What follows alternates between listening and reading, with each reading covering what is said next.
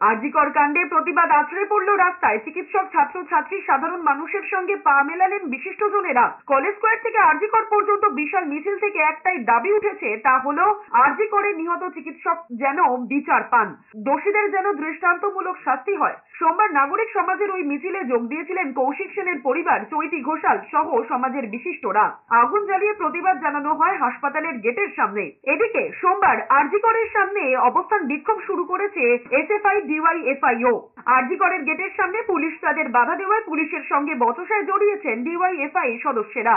রাজ্যের প্রশাসন, এই হসপিটালের প্রশাসন, কর্তৃপক্ষ এবং আমরা সবাই মিলে যাতে দ্রুততার সাথে আরজিকরের অনেক দিনের পুরনো চেনা ছন্দ যাতে ফেরাতে পারি, নিকট অতীতের চেনা ছন্দ, যেখানে একটা মর্চুয়ারি ভ্যানে একটা ডাক্তারের লাশ বেরোবে, সেই দিনগুলোকে আমরা যাতে ফেরাতে না পারি।